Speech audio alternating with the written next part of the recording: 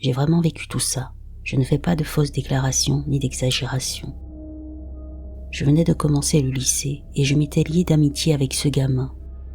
Nous vivions à quelques quartiers l'un de l'autre et prenions le bus ensemble pour rentrer chez nous. Finalement, nous avons commencé à traîner chez lui. Sa maison avait un sous-sol avec une table de billard et des trucs. Un soir, nous rigolions quand pour une raison quelconque, nous avons décidé que ce serait drôle d'éteindre toutes les lumières et de nous mettre à quatre pattes dans l'obscurité totale. C'est ce que nous faisions quand soudain quelque chose m'a frappé juste au front au-dessus de l'œil avec une force énorme. J'ai crié de douleur et j'ai pensé que c'était mon ami qui jetait des choses dans le noir. Mais il a insisté sur le fait qu'il ne savait pas de quoi je parlais et nous avons allumé les lumières. Sur le sol à côté de moi, il y avait le petit cube de craie pour les queues de billard. Apparemment, il avait été lancé vers moi. Je pensais encore qu'il se moquait de moi et qu'il ne voulait pas admettre qu'il l'avait lancé. Au fil des jours et des semaines, d'autres choses bizarres ont commencé à se produire, spécifiquement dans son sous-sol. Quoi qu'il en soit, la chose la plus courante serait que nous nous occupons de nos affaires dans le sous-sol et tout à coup, il y avait un bruit fort de claquement sur un mur quelque part. Nous allions enquêter et trouvions une pièce de monnaie posée sur le sol près du mur. Ça arrivait constamment, plusieurs fois en traînant. C'était certainement troublant, mais nous trouvions aussi ça vraiment cool et il ne nous semblait jamais que nous étions en danger, sauf cette première fois avec la craie de billard. Puis d'autres choses ont commencé à se produire. Un jour, nous avons pris le bus pour rentrer de l'école. Nous sommes immédiatement allés dans son sous-sol ensemble et il y avait un tas de glaçons sur le sol. Personne d'autre n'était à la maison. Il vivait avec sa mère qui travaillait toute la journée. Il n'y avait même pas de réfrigérateur ou de congélateur là-bas. Et ça devait être récent parce qu'il n'avait pas du tout fondu. Il avait aussi 2 chiens et il n'allait jamais dans le sous-sol, bien que nous ne pensions jamais à ça. Jusqu'à ce qu'un jour, nous essayions de les forcer à y aller, c'est-à-dire porte ouverte. J'ai regardé en bas des escaliers, poussant leurs fesses pour les faire descendre. Et les chiens se bloquaient et refusaient. Ils n'avaient aucun problème à utiliser les escaliers dans le reste de la maison. Et les choses ont commencé à s'intensifier. Il y avait plus de choses qui frappaient le mur, plus de bruit, des bruits plus forts, etc. Il avait un autre ami à qui j'ai parlé de toutes ces choses, et sa réaction a été « Tu sais que c'est juste lui qui se moque de toi, non ?» Je n'y ai pas cru une seconde, mais avec le temps, j'ai eu quelques doutes. Je suppose que ça aurait pu être possible d'une certaine manière, mais j'étais sûre que beaucoup des bruits se produisaient quand mon ami était à vue, et qu'il n'avait rien fait. Eh bien de toute façon, tout est devenu très intense un jour. La chose était clairement agitée. Je ne suis pas sûre de ce qui s'est passé, mais ça devait frapper fort. Nous avons eu peur pour de vrai, et nous avons couru tout le chemin jusqu'à sa chambre en nous sentant comme si nous étions poursuivis. Et il a verrouillé la porte. Nous étions juste là à retenir notre souffle quand quelque chose a frappé la porte de l'extérieur et nous avons failli nous faire dessus. Ensuite, nous avons entendu une pièce. Elle roulait sur son sol en bois, loin de la porte, dans le couloir. Elle a commencé à rebondir dans les escaliers et nous l'avons entendue s'arrêter près de la porte d'entrée. Après quelques minutes de silence, nous sommes finalement allés enquêter et avons trouvé la pièce là près de la porte. Nous sommes partis. Quoi qu'il en soit, ce gamin était étrange et nous nous sommes éloignés petit à petit. Et autant que je me souvienne, c'était vraiment la dernière fois que je suis allé chez lui. J'aimerais que son ami n'ait pas dit ce qu'il a dit parce que ça a mis des doutes dans ma tête qui ne font que grandir avec le temps. Mais pourtant je sens que la pièce frappant la porte avec nous enfermés à l'intérieur est impossible à simuler, et ça ne me semble pas être le genre de choses dont je me souviendrai mal.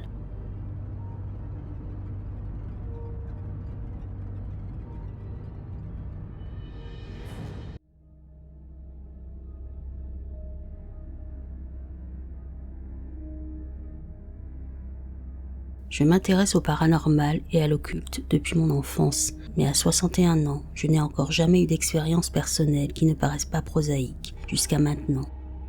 Je loue une petite maison de 2 chambres dans une rue calme d'une petite ville du Midwest, qui était autrefois la maison familiale de mon propriétaire, avant qu'il ne déménage dans une maison plus grande il y a une 12aine d'années environ. Ma maison a environ 100 ans, avec un sous-sol convenablement miteux, avec un espace de rangement, une laveuse et une sécheuse, et une vieille douche que je n'ai jamais utilisée. Je plaisantais en disant que c'était une douche de meurtre, parce qu'elle était un peu bricolée et que la cabine est pleine de toiles d'araignée. En 4 ans, rien de notable ne s'est jamais produit ici. C'est un endroit charmant avec une ambiance calme.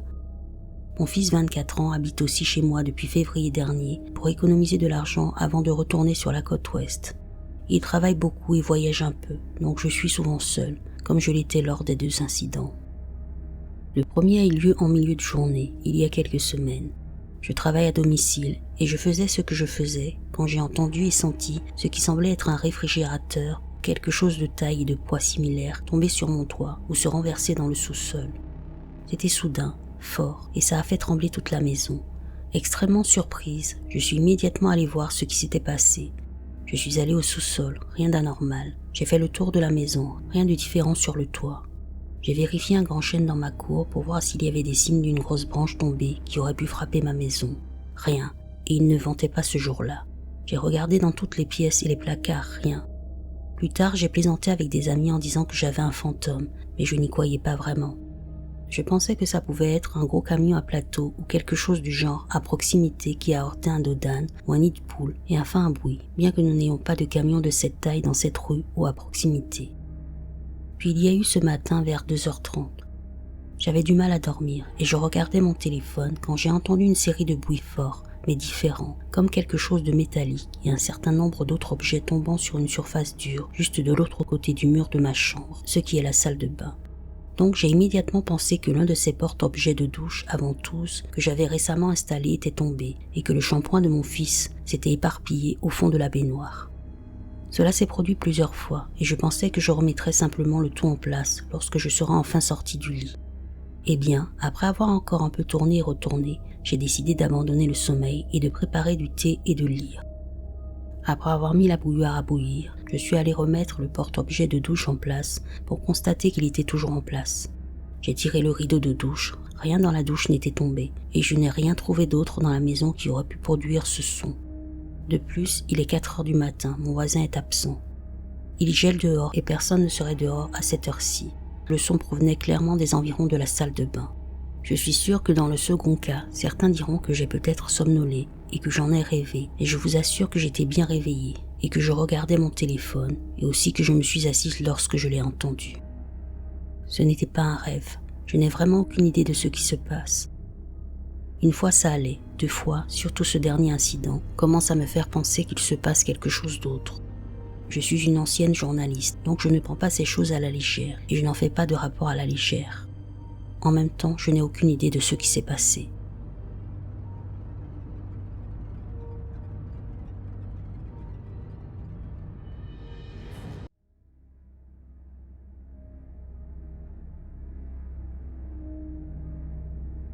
J'ai commencé à travailler dans un supermarché à l'âge de 16 ans, d'abord pour financer mes études. Au fil du temps, j'ai intégré différentes équipes et enchaîné de nombreux quarts de travail.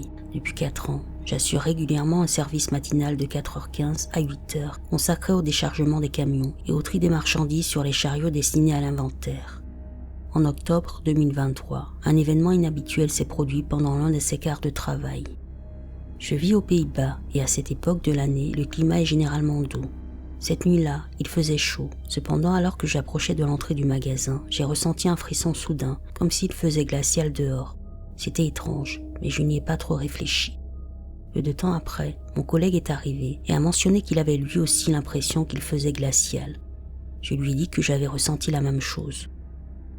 Lorsque j'ai mis la main dans ma poche pour prendre mes clés, elles semblaient anormalement lourdes. On aurait dit que quelque chose les tirait de ma main. Je les ai laissées tomber, les ai ramassées et j'ai déverrouillé la porte. Alors que nous nous dirigions vers l'arrière du bâtiment, nous avons entendu des pas derrière nous, comme si quelqu'un courait dans le supermarché. Je me suis tournée vers mon collègue et lui ai demandé « C'est juste moi ou as-tu entendu ça aussi ?» Il a hoché la tête, confirmant qu'il avait également entendu le bruit. À ce moment-là, j'ai commencé à me sentir mal à l'aise et légèrement effrayée, mais je me suis dit que nous imaginions probablement des choses. Nous sommes montés à l'étage pour récupérer un terminal portable et un téléphone interne, utilisé pour les appels internes, les demandes des clients ou pour rester joignable pour les chauffeurs du camion. À ce moment-là, je travaillais dans le magasin depuis plus de 6 ans et connaissais bien ces systèmes. J'ai décidé de vérifier les caméras de sécurité pour voir s'il y avait des mouvements ou des signes indiquant que quelqu'un aurait pu rester dans le magasin pendant la nuit. Les images n'ont révélé rien d'inhabituel, ce qui m'a rassuré pour le moment. Alors que nous attendions l'arrivée du camion, on nous a demandé de stocker des marchandises restantes de la veille. Nous sommes allés à l'entrepôt pour prendre une cage roulante. En entrant dans cette partie du magasin, j'ai remarqué que l'air était anormalement lourd. Et une fois de plus, nous avons entendu des pas. J'ai commencé à me sentir vraiment mal à l'aise, mais étant au travail, je n'avais aucune excuse valable pour partir. Alors j'ai ignoré ce sentiment. Nous nous sommes déplacés vers l'allée près des caisses en libre-service pour commencer à ranger. Vers 4h40, nous avons entendu le son distinct que les caisses en libre-service émettent lors de la lecture d'un code-barre. Le son s'est répété 3 fois, avec des intervalles de 5 secondes entre chaque bip. La peur a commencé à s'installer et j'ai senti mon cœur s'accélérer. Je voulais partir, mais mon collègue et moi savions que nos patrons ne comprendraient pas une telle décision et je ne voulais pas risquer mon emploi. Nous avons décidé de continuer à travailler et de terminer le quart de travail. Vers 5h, nous nous sommes préparés à l'arrivée du camion en retournant à l'entrepôt et en ouvrant la porte du quai. Pendant que nous attendions, le téléphone interne a sonné. J'ai répondu et j'ai entendu une respiration profonde au bout du fil. J'ai jeté un coup d'œil à l'écran du téléphone et j'ai vu que l'appel provenait du numéro 405. Cela m'a surpris car je portais le téléphone 401 ce soir-là. Les téléphones du magasin sont numérotés de 401 à 408 et le téléphone 405 ne devrait pas être opérationnel. Il était tombé dans un évier 2 semaines plus tôt et n'avait pas encore été remplacé ou réparé. J'ai rapidement mis le téléphone sur haut-parleur et j'ai demandé à mon collègue « Tu entends ça aussi ?» La peur dans ses yeux a répondu à ma question et j'ai raccroché immédiatement. Enfin, à 5h, le camion est arrivé, apportant un certain soulagement et une distraction par rapport aux événements étranges. Le chauffeur de camion s'est garé et s'est approché de nous en disant « Il fait assez froid ici », ce qui a ravivé mon malaise.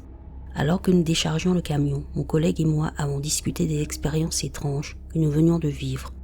Il a mentionné que sa grand-mère avait l'habitude de lui raconter des histoires sur le paranormal et les phénomènes inexpliqués, bien qu'il ne les ait jamais crus en raison de son manque de foi. Pendant que nous continuions à travailler, nous avons tous les deux eu l'impression que quelqu'un nous observait. Le chauffeur de camion qui ne parlait pas couramment anglais n'a pas compris notre malaise et est parti peu de temps après. Plus tard, en partageant les marchandises, nous avons mis de la musique sur notre téléphone pour nous distraire. À exactement 6h30, de bouteilles de bière entreposées à environ 5 mètres de là ont soudainement explosé. Elles avaient été placées dans une caisse sur un conteneur roulant que nous n'avions ni l'un ni l'autre touché. Après le quart de travail, nous avons discuté de ce qui s'était passé et nous avons réalisé que nous avions tous les deux ressenti des douleurs dans d'anciennes blessures, son genou et son cou, et mon bas du dos et mon poignet. Nous avons conclu que quelque chose d'inexplicable avait été avec nous ce matin-là. Mon collègue, qui était encore en période d'essai, a décidé de démissionner le même jour. Pendant 1 an, rien d'autre ne s'est produit. J'ai pris un congé sabbatique de 7 mois de février à août 2024. Cependant, le 2 octobre 2024, mon patron m'a appelé et m'a demandé si je pouvais assurer le quart de travail du lendemain matin, car quelqu'un était malade. J'ai refusé sans expliquer pourquoi.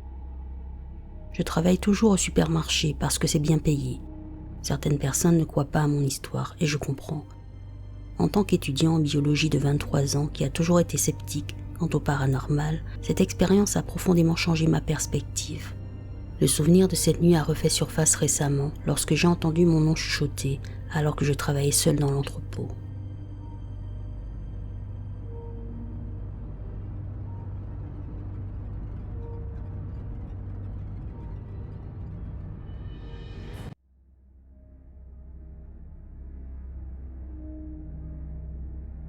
Je suis brésilien et depuis que je suis gamin, j'ai toujours eu l'impression que ma maison était différente des autres, qu'il y avait un truc que je ne ressentais nulle part ailleurs. Mais à l'époque, je pensais juste que c'était mon imagination.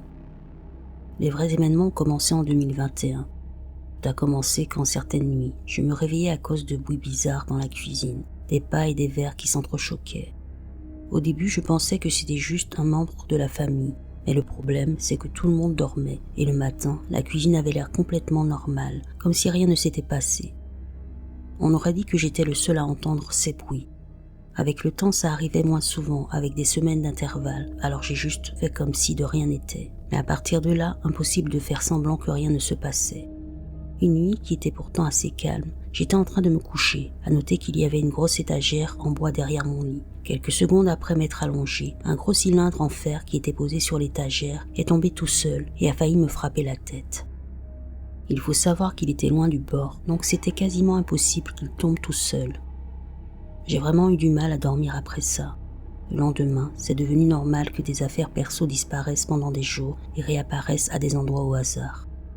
J'ai toujours été très organisée, je range mes affaires au même endroit, mais elles disparaissaient et réapparaissaient à des endroits qu'on avait déjà fouillés.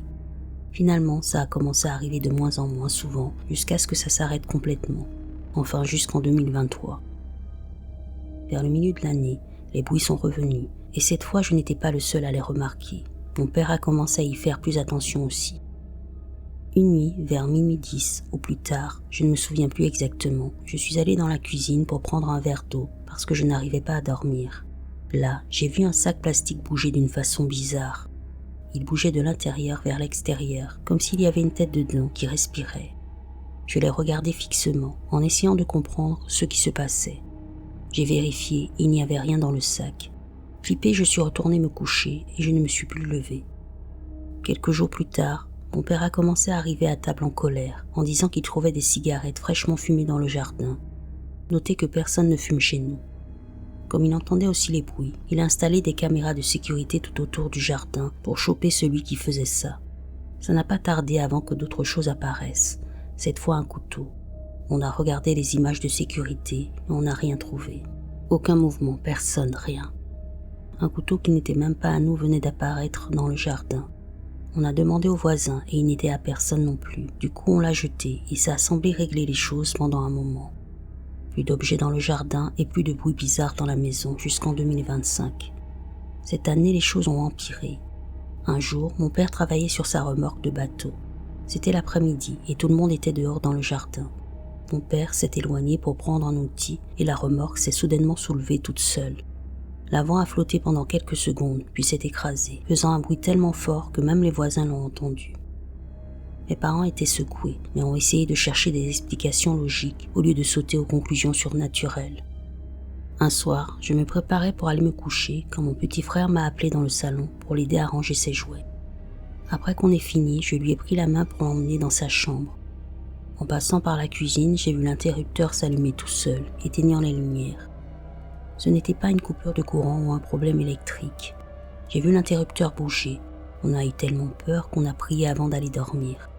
Ça m'a vraiment effrayée, alors j'ai commencé à faire des recherches sur tout ce que je pouvais. J'ai lu des articles, j'ai regardé des vieux cas et j'ai même parlé à des potes. Notre conclusion, ça pourrait être un poltergeist. Les événements étaient vraiment bizarres, mais j'avais toujours ce petit côté sceptique en moi. Appelez-moi comme vous voulez, mais j'ai décidé de tester ce qu'il y avait derrière. J'ai placé 3 objets à l'intérieur de 3 cercles séparés, 2 dans ma chambre et un derrière le canapé du salon. J'ai demandé que si quelque chose était là, ça essaie de communiquer en déplaçant un objet. Les objets étaient une sandale, une roue de jouets et un gobelet en plastique vide. Je suis sortie de la maison et je suis revenue le soir. Quand je suis rentrée, j'ai vu que la sandale était en dehors du cercle, que le gobelet avait été déplacé dans une direction où je ne l'avais pas placé, mais que la roue était restée intacte. Je ne savais pas si je devais en parler à mes parents ou essayer une sorte d'exorcisme tout seul. Ouais, j'ai eu la trouille et j'ai tout gardé pour moi.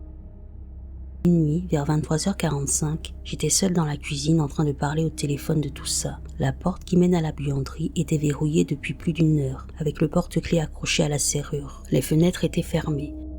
Je me suis distrait sur mon téléphone 1 seconde, et quand j'ai regardé la porte de nouveau, le porte-clés se balançait violemment, comme si quelqu'un venait de le pousser. Je suis restée là à le regarder se balancer, c'était choquant. Pendant que j'étais là, incrédule, j'ai senti ce froid qui me montait aux pieds et je suis allée directement me coucher comme le lâche que je suis. Après ça, j'ai refait un test similaire, même idée avec les cercles, mais cette fois, j'ai utilisé un ours en peluche, la même roue de jouets et 3 pots de peinture empilés. Quand je suis rentrée, rien n'avait bougé, c'était un peu curieux honnêtement. Et maintenant on arrive à ce qui pour moi a été le pire. C'est arrivé il y a exactement 8 jours, je me brossais les dents vers 23h et j'ai décidé que j'irais aux toilettes après avoir fini. J'ai commencé à fermer la porte. Juste avant qu'elle ne se ferme, une force l'a arrêtée. Je poussais pour la fermer et autre chose poussait de l'autre côté comme si ça essayait de l'ouvrir. On est resté dans ce truc bizarre de va-et-vient à se pousser l'un contre l'autre jusqu'à ce que ça s'arrête soudainement.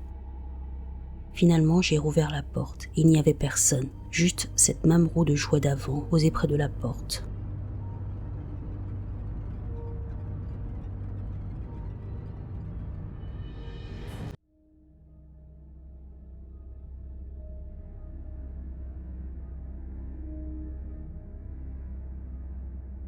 moi et mes 2 colocataires, Tess et Ashley, tous 3 19 ans, venant d'emménager dans une maison de 3 chambres dans une rue de banlieue d'une des grandes villes de notre pays. Nous avons visité la propriété pour la première fois le 9 janvier de cette année. Nous avons continué à visiter d'autres propriétés, mais l'agent immobilier nous a contactés le 14 janvier pour nous proposer la maison.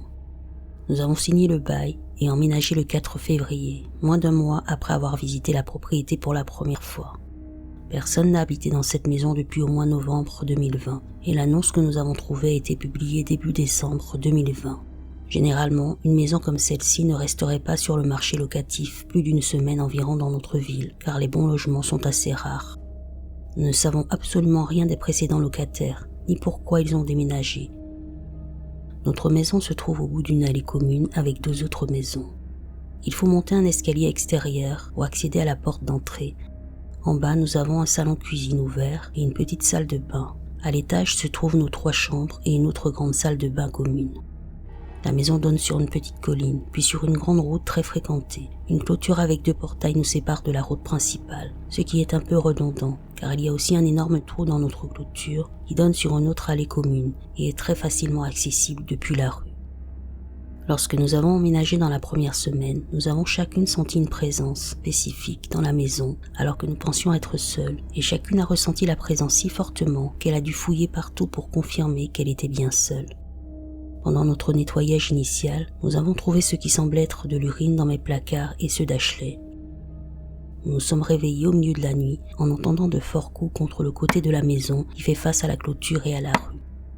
Aucune de nous n'a enquêté sur la source à ce moment-là, car aussi curieuses que nous étions, nous n'avions pas envie d'être assassinés.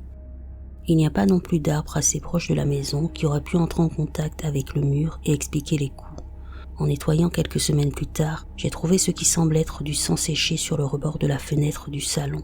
Je ne sais pas si nous l'avons manqué lors de notre nettoyage initial ou s'il était nouveau.